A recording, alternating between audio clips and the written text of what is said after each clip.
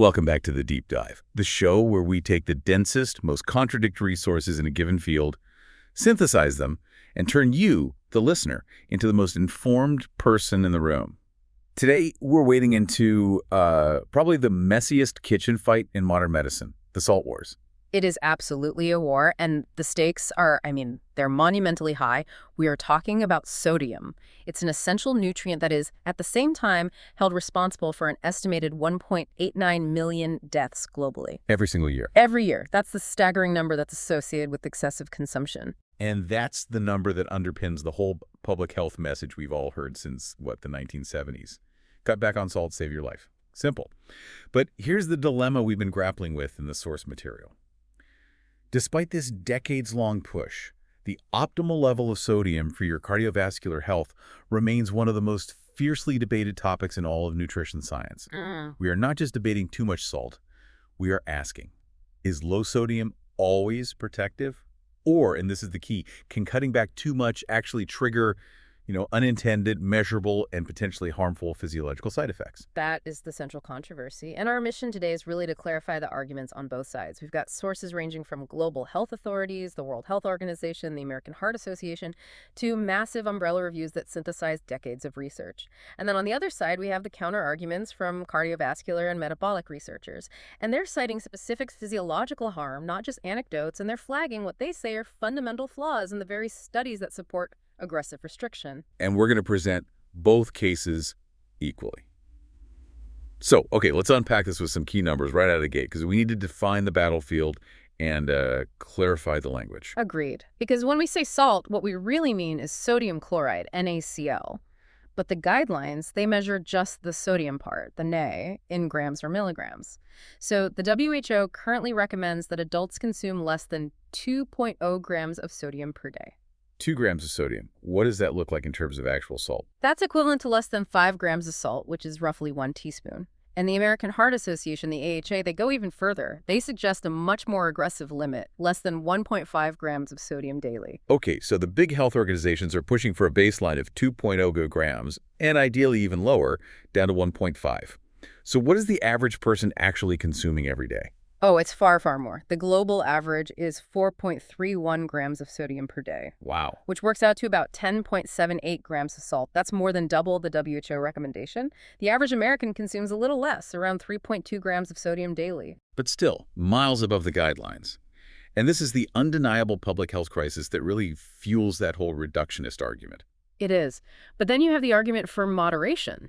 The camp questioning that strict universal restriction. They suggest the optimal range isn't ultra-low at all. They argue the healthy zone is actually quite broad, somewhere between, say, 2.5 and 6.0 grams of sodium per day. So our deep dive today will define the evidence supporting each of these vastly different claims and really get into why a 1.5 gram target is so incredibly contentious. Let's start with the overwhelming consensus, the area where the science is, pretty much settled. Yeah. Consuming too much salt is a massive, measurable health problem. And this isn't just about feeling a bit bloated after a salty meal. We're talking about a fundamental causal link between high sodium intake and severe cardiovascular risk.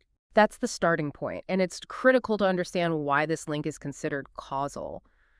The core scientific fact, and it's the basis for global health policy, is the link between high salt consumption and raised blood pressure. And high blood pressure is the single largest modifiable risk factor for cardiovascular disease and mortality worldwide. And when you say the link is causal, you mean it's not just that people who eat more salt tend to have higher blood pressure. You mean if you actually reduce their salt, their blood pressure physically drops. Precisely. The evidence chain here is just incredibly robust. We see the effect in controlled animal studies, in human genetics, where certain people are genetically more salt sensitive, and in detailed physiological studies of kidney function. And crucially, we see it in countless clinical trials of sodium restriction. The mechanism is clear. Excess salt makes your body hold on to water, that increases your blood volume, and that in turn increases the pressure inside your arteries. Okay, so what does that mean in terms of specific numbers? What kind of drop are we talking about if we cut back? Well, the dose-response relationship is incredibly tight. It's statistically reliable. We have data from these huge meta-analyses that show a very clear dose-response analysis. For each 1 gram per day increase in sodium intake, you get a consistent 0.60 millimHg increase in systolic blood pressure SBP. 0.6 millimeters of mercury might sound small to some people. It sounds small in isolation, but that linearity is key. It means if you cut 3 grams of sodium from your diet, you can expect nearly a 2 millimilli Hg drop in your blood pressure. And if you apply that across an entire population, that modest shift dramatically reduces the percentage of people who cross that threshold into hypertension. So let's take that from blood pressure measurements to actual disease risk, the hard outcomes like heart attacks and strokes. How big of a risk increase are we really looking at when sodium intake is high? The increase is substantial. It's very concerning. According to comprehensive research, these studies that synthesize multiple meta-analyses, high sodium intake is associated with a 13% increased relative risk of overall cardiovascular disease. 13%. And what about just developing high blood pressure in the first place? When we look at that precursor hypertension prevalence, the odds are 33% higher among those with high intake. A third higher chance. That's a massive public health impact, especially since, as you said, so many people are currently eating way above that 3-gram mark. And it gets worse. The risk profile gets far worse when you look specifically at stroke, which is often the most direct consequence of unchecked high blood pressure. High sodium is associated with a 34% higher odds ratio for stroke overall, but that risk jumps even higher for ischemic stroke, the kind caused by a blockage, where the risk increases by 60%. 60%. And on top of that, a 40% increased risk of dying from a stroke. So just to put this in perspective for you, if the average person is already consuming 3.2 grams of sodium, and they manage to cut that by just 1 gram, they're cutting their overall CVD risk by 4% and their stroke risk by 6%. That right there provides a clear, undeniable mandate for the WHO and the AHA's push for a population-wide reduction. It absolutely does. This is why the WHO is so forceful about it. They're recommending a reduction from the current global mean, about 10 grams of salt per day, down to less than 5 grams of salt per day. It aligns directly with the UN Sustainable Development Goals. And the public health strategies are all focused on making low-sodium choices easier. Mandating food reformulation, clear front-of-pack labeling, promoting diets like the Mediterranean diet, which is naturally low in sodium and high in potassium. You mentioned an umbrella review, this massive study of studies that looks specifically at the benefits of low sodium intake. So let's look at the evidence that supports the benefit of reduction, not just the harm of excess, and see how it holds up. Right. This was the umbrella review by Kong and colleagues. It analyzed 21 different meta-analyses, and it was a really powerful confirmation for the reductionist perspective. They concluded that low sodium intake was significantly associated with a reduced risk across all the major mortality markers: CVD mortality, stroke mortality, and all-cause mortality. The relative risks were 0.83, 0.74, and 0.88, respectively. Okay, so according to this huge review, cutting your sodium doesn't just prevent the harm from high intake, it actively lowers your overall risk of dying from any cause compared to people with higher intakes. It's a very strong protective claim. It is. And the physiological benefits were robust and measurable. They saw significant reductions in blood pressure, a mean difference of about negative 3.39 millimil Hg in systolic and negative 1.54 in diastolic. And critically, they also noted improved vascular elasticity, a key marker of a healthy, youthful circulatory system. Okay, now this is the most important question, and it's the one that bridges us to the counterarguments. Yeah. Did that umbrella review address the primary critique from the moderation camp? The idea that dropping sodium too low might actually mess with metabolic markers like cholesterol? Yes, and this is exactly where the scientific conflict begins. The Kong et al. Umbrella review explicitly concluded that low sodium intake did not adversely affect lipid profiles. So no change in cholesterol. No significant change. Markers like total cholesterol, LDL-C, the bad cholesterol, HDL-C, or triglycerides, they all stayed the same. They found all these benefits without the metabolic trade-offs that critics always cite. So that review effectively says low sodium is protective and, maybe just as importantly, metabolically neutral. Exactly, and that conclusion is the foundational pillar for all these aggressive restriction policies. But as we're about to see, the scientific discussion does not stop there. So we have this definitive meta-analysis data suggesting low sodium is protective, it lowers your BP, and it doesn't mess with your cholesterol. If the evidence is that clear, why does this controversy even persist? And this is where we pivot to the counter-argument. The moderation camp says, the issue isn't whether salt lowers your blood pressure, it's the price your body pays to achieve that reduction, especially when you drop your intake below, say, 2.5 grams. That is precisely the point. The human body is, it's magnificent, but it's built for survival in a low-salt world. It is designed to defend its internal volume and maintain sodium stability at all costs. When you drastically cut sodium intake, the body senses volume depletion, and it activates these powerful, ancient, counter-regulatory systems. And this hormonal stress is what critics argue causes more harm than the modest BP benefit. And the primary system we're talking about here is the RAS, the renin-angiotensin-aldosterone system. Mm-hmm. Okay, break that down for us. What is RAAS and why is having it chronically activated a problem? Think of RAAS as your body's volume defense force. If your blood volume drops, your kidneys release a hormone called renin. That triggers a conversion cascade that leads to angiotensin II, which is a powerful vasoconstrictor. It squeezes your blood vessels, and aldosterone. And aldosterone, it tells the kidneys to just lock down, hold on to every last molecule of salt and water they can find. And we know that low sodium intake is proven to significantly trigger this entire cascade. How dramatic is that activation? Give us the hard numbers the critics use to back up their claim that this isn't just a minor fluctuation. The effect is extraordinary. You have these randomized crossover trials comparing low salt to high salt diets. They show that aldosterone secretion increases dramatically on low salt regimens. In one study of healthy subjects, serum aldosterone levels were 21.0 nanograms per deciliter on the low salt diet. On the high salt diet, just 3.4. Wait, 21 versus 3.4? That's an astonishing six-fold difference in a potent hormone. It is, and plasma renin activity, another key marker, also skyrockets. It goes from a suppressed 0.39 on the high salt diet up to about 3.1 on the low salt diet. A six-fold increase in a vasoconstrictor hormone just from cutting salt. That level of chronic hormonal stress it can't be benign. This explains why RAS inhibitors, drugs like ACE inhibitors and ARBs, are the foundational medications for lowering blood pressure and treating heart failure. We're basically forcing the body into an adverse hormonal state that we then try to counteract with medication. You've hit the nail on the head. We know that chronically elevated angiotensin II and aldosterone drive cardiovascular damage. They cause things like cardiac fibrosis, vascular remodeling, stiffness, all of which ultimately contribute to heart failure and mortality.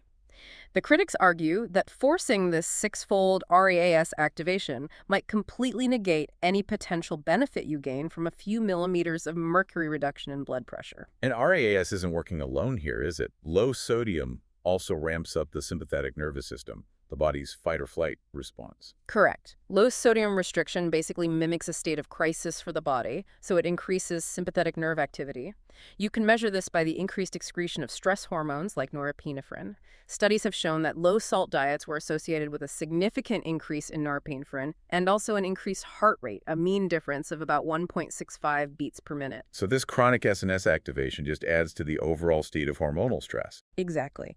And this leads us to the most concerning claim from the moderation camp, the one that truly broadens the scope beyond just blood pressure, the metabolic consequences, specifically insulin resistance.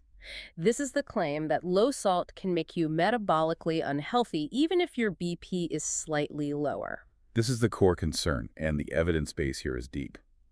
A review analyzing 23 human clinical trials on low-salt diets and metabolic markers concluded that these diets lead to systemic or vascular insulin resistance, glucose intolerance, and elevated fasting insulin after a glucose tolerance test. Can you break down the physiological reason for that? Why would cutting salt make you less sensitive to insulin? The mechanism is multi-layered, and it's fascinating. First, you've got direct hormonal interference. We know that the stress hormones we just talked about, aldosterone and norepinephrine, they are known to interfere with insulin signaling. They cause insulin resistance. Second, and this is maybe more important, low salt restriction causes volume depletion. Volume depletion again. The body's running on low fuel. Exactly. This volume depletion, which the body is trying so desperately to counteract with RAAS, reduces overall blood flow. And critically, it reduces the delivery of both insulin and glucose to your skeletal muscle. And your skeletal muscle is responsible for the vast majority of glucose disposal in your body. So if the delivery system is constrained by low blood volume, the muscle cells become less responsive, and that leads to systemic insulin resistance. That's a really powerful mechanistic argument. Yeah. Do the studies provide specific data on this shift? They do. In controlled studies on healthy subjects, researchers found a low-salt diet significantly increased insulin resistance, measured by the HAM-A index, compared to a high-salt diet. And look at the specific impact in high-risk patients. In hypertensive patients with abdominal obesity, salt restriction caused fasting insulin to jump dramatically, from 15.9 up to 26.3. A jump from basically 16 to 26 is almost a doubling of fasting insulin. That's a huge biomarker for prediabetes and type 2 diabetes risk. It suggests that for metabolically vulnerable people, aggressive sodium restriction might be completely counterproductive to their overall health. It creates a major policy tension. Are we treating blood pressure in isolation, or are we treating the whole person? Now, let's go back to that lipid profile conflict we set up earlier. Remember, the big umbrella review in segment 1 found low sodium had no adverse lipid effects. Yes, that was a key finding supporting aggressive restriction. Well, critics use multiple other clinical trials to argue the exact opposite. Studies by Ruppert and Fleiser and others, they show low sodium restriction significantly increases total cholesterol, LDL-C, and triglycerides. Ruppert, for instance, found that salt restriction increased total and LDL cholesterol in normotensive adults, with the largest increases happening specifically in what they called reverse reactors. These are the people whose blood pressure actually increased on the low-salt diet. So we have a clear black and white scientific disagreement here. One set of synthesized data says low salt is metabolically safe, while specific clinical trials show it raises bad cholesterol and triglycerides, especially in certain vulnerable groups. That is the nature of the salt wars.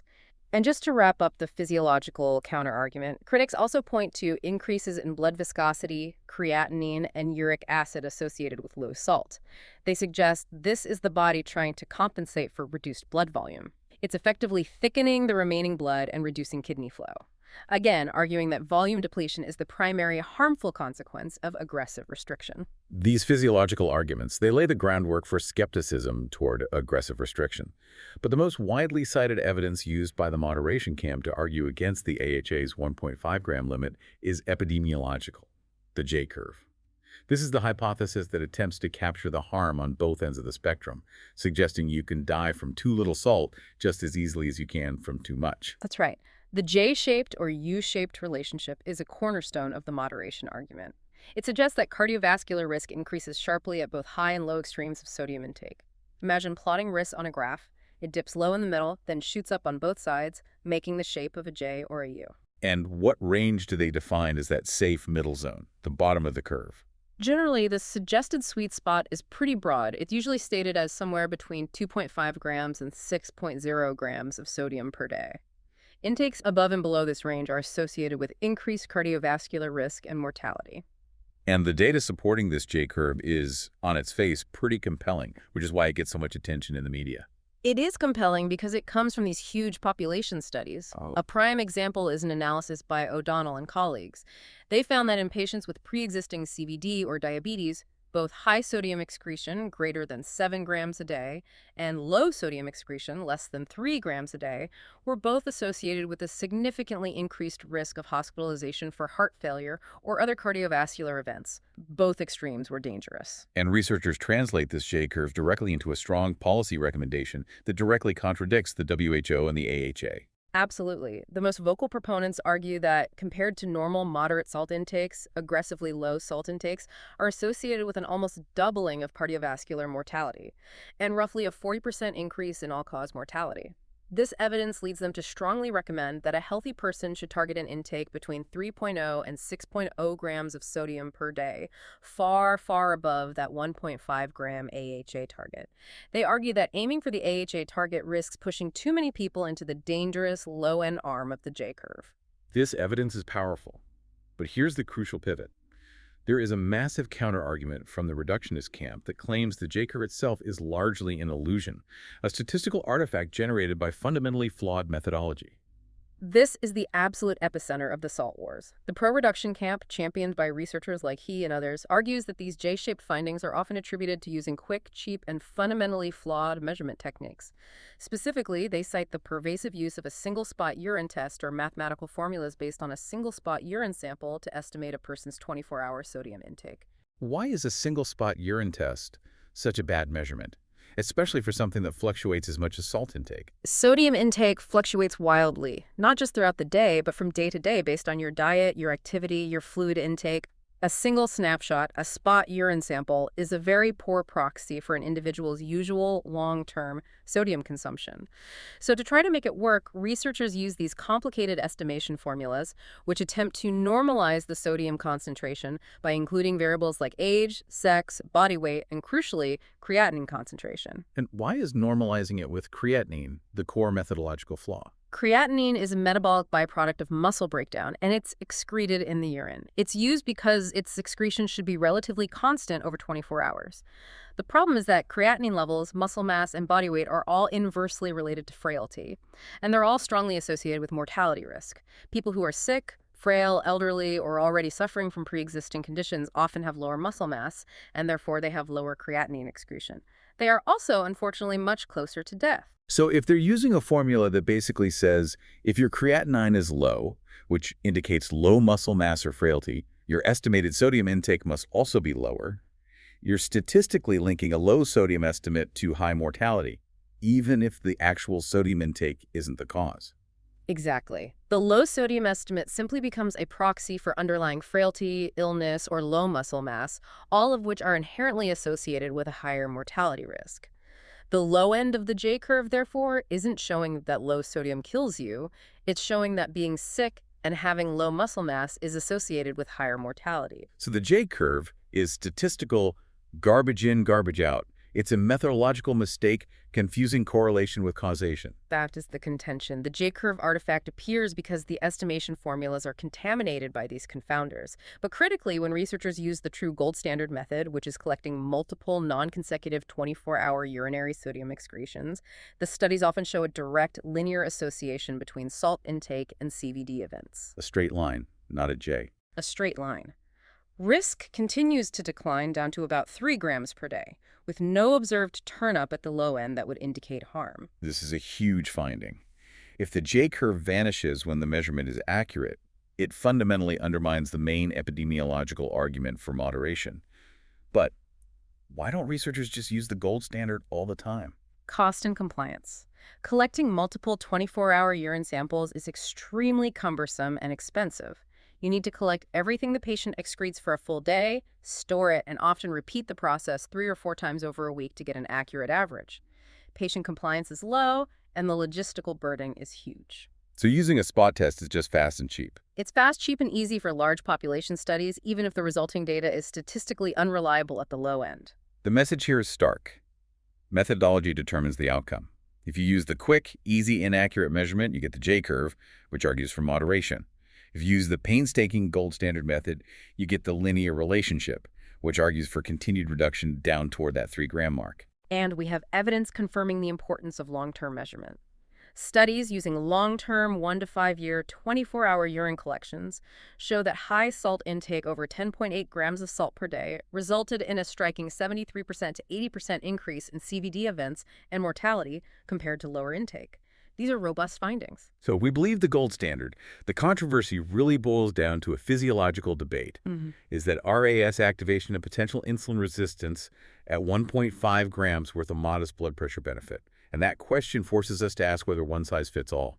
This segment brings us into the clinical trenches. Even if the J-curve is suspect, and even if we accept that high intake is universally bad, does that goal of 2.0 or 1.5 grams of sodium hold up for every single person? Let's start with heart failure patients, a population where sodium management is critical and historically very controversial. The dilemma in HF is acute because these patients are typically volume overloaded, yet they're also often taking diuretics, which strip fluid volume from their bodies. And while historically doctors have prescribed extremely strict low-sodium diets, the evidence is highly conflicting. Observational data often supports restriction, but randomized trials. They often show conflicting or even harmful results from these aggressive limits. How could strict restriction possibly harm a heart failure patient who is already taking diuretic medication? The key issue is volume. Strict sodium restriction, especially when you layer it on top of diuretic therapy and often fluid restriction, can lead to severe intravascular volume depletion. So while we want fluid out of the tissues, the edema, we need enough volume inside the blood vessels to maintain perfusion to the organs. If you deplete that volume too much, you aggressively activate those neurohormonal systems we talked about, RAAS and SNS. And in an already vulnerable heart, that activation increases afterload, encourages fibrosis, and it actually counteracts the life-saving RAAS blocking medications that are the foundation of HF medical management. Do we have trials showing that a more moderate restriction is actually superior to an aggressive one in this population? We do, and the data is highly instructive. In one randomized trial of HF patients, the group allocated to a moderate intake targeting 2.8 grams of sodium per day had significantly reduced hospital readmissions and a strong trend toward lower mortality compared to the strict low-sodium group, which was targeting 1.8 grams per day. In that trial, the low-sodium diet actually increased aldosterone and renin levels and was directly associated with worsened renal function. That is profound. For a population that is often readmitted for volume issues, moderate intake seems safer than strict restriction. But the sources also suggest tailoring the recommendation based on how severe the disease is. Absolutely. The nuance is critical here. Observational data suggests that sodium restriction may only benefit patients with advanced HF, specifically those in NYHA class 3. In that group, a high intake over 3 grams a day doubled the hazard for negative outcomes. Conversely, in less severe, stable HF class 3, higher baseline sodium intake was actually associated with longer event-free survival. So an aggressive 1.5-gram limit for a stable, compensated HF patient might be actively detrimental. It could cause that physiological stress we discussed earlier. Yes. So what's the consensus approach for managing salt-sensitive patients who need to lower their blood pressure but avoid that dangerous volume depletion? The clear answer is the dietary approaches to stop hypertension, or DAIS diet. It works because it is a low-sodium plan, but it is simultaneously high in potassium, magnesium, and calcium. For salt-sensitive individuals and those with a specific kind of heart failure called HFpEF, the low-sodium DAIS diet was shown to reduce blood pressure, decrease oxidative stress and arterial stiffness, and significantly improve diastolic function, all without those harsh hormonal spikes you see in sodium restriction alone. The potassium acts as a protective buffer. Okay, moving beyond heart failure, let's look at differences across the general population. We know people will respond differently to salt, the concept of salt sensitivity. Right. The traditional concept is that only salt-sensitive individuals, those whose BP rises dramatically when sodium increases, need to restrict it. But the evidence complicates this because those metabolic harms seem to be uncoupled from the blood pressure response. We saw that increased insulin resistance or adverse lipid changes occurred in both salt-sensitive and salt-resistant individuals. And most strikingly, they even occurred in reverse responders, that minority whose blood pressure actually increases on a low-salt diet. The metabolic harm seems pervasive regardless of your BP sensitivity. What about geographical and racial differences in sensitivity? Does the science confirm that some populations react more strongly to salt? Yes, significantly so, and this really needs to guide global policy. Subgroup analyses show low sodium intake led to significant blood pressure reductions in European, Western Pacific, and Southeast Asian populations, but not consistently in the Americas. And when you look at race in the U.S. context, low sodium consistently lowered blood pressure in white individuals, regardless of their hypertension status. But among Black individuals, this BP lowering effect was primarily observed only in those who already had hypertension. And the data on Asian populations seems to suggest a greater baseline vulnerability to high salt. It does. A dose-response analysis revealed Asian populations had a more pronounced increase in stroke risk 13% and CVD mortality 5% for each 1 gram per day sodium increase. This was compared to U.S. or European populations where the association for CVD mortality was non-significant. It suggests an inherent greater sensitivity in that group. Finally, let's touch on sex differences. Is there a clear difference between men and women in how salt affects them? The data suggest a potential difference, but the evidence is still uncertain. The confidence intervals overlap, so we can't draw definitive conclusions. What we see is that women showed a more significant elevation in diastolic blood pressure, DBP, with a mean difference of 1.2 mmol Chi for each 1 gram per day increase in sodium. The effect was much smaller, or even non-significant, in men. This might indicate women are more sensitive, but we really need larger sex-stratified trials to confirm if this translates to greater mortality risk. Okay, let's unpack this. We started with a clear public health message, sodium reduction saves lives, and we ended up neck-deep in a controversy driven by competing science, different measurements, and these profound physiological trade-offs. If I am the informed learner preparing for a meeting, what is the bottom line I walk away with? You should walk away understanding 3 major, undeniable perspectives that define the landscape, and knowing that the optimal intake is probably personalized. First, the high end is unequivocally dangerous. High sodium intake, meaning anything consistently above 4.5 to 5.0 grams of sodium per day, clearly drives CVD risks, especially hypertension and stroke, across global populations. The public health consensus to reduce intake from the high global average is crucial and strongly evidence-based. This is the low-hanging fruit. Second, the aggressive low end, that AHA 1.5 gram target, carries measurable metabolic and hormonal risks. Aggressive sodium restriction is proven to significantly activate RAS and the sympathetic nervous system, leading to that six-fold increase in stress hormones. More alarmingly, it's linked to a potential worsening of insulin resistance and adverse lipid profiles in certain individuals. These trade-offs cannot be ignored. And third, the J-curve controversy largely hinges on methodology. When studies rely on the gold standard accurate measurement of long-term intake, the evidence usually supports the benefit of continued reduction. It shows a linear decline in risk. The classic J-curve, which argues for harm at low levels, often appears in studies using flawed, estimated sodium measures, suggesting it's a statistical artifact.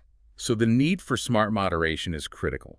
It seems the safest pathway for the general population is the simultaneous adoption of a high-potassium, balanced dietary pattern like the DAS or Mediterranean diets over isolated aggressive sodium restriction. These strategies reduce sodium while providing the potassium and other minerals needed to protect against that potential hormonal imbalance. That is the consensus emerging from the strongest evidence. Focus on the overall dietary pattern and substitution rather than isolated restriction to a number below 2.0 grams that may introduce metabolic risk. And now, for our final provocative thought for you to consider. Given the substantial evidence we reviewed that a low-salt diet increases insulin resistance and hyperinsulinemia, which is a powerful long-term predictor of type 2 diabetes, the future of sodium policy must consider not just blood pressure, but the full picture of metabolic health. Could the current aggressive focus on sodium reduction, particularly that 1.5 gram target, inadvertently exacerbates the global epidemic of insulin resistance if intake dips too low? Further large-scale, long-term, randomized controlled trials that rigorously measure both cardiovascular events and metabolic markers using the gold standard methodology are urgently needed to fully clarify the safety of sustained low-sodium intake across diverse populations. We hope this deep dive helps you navigate the salt wars with clarity and insight. Thank you for joining us for this deep dive into your sources. We'll see you next time.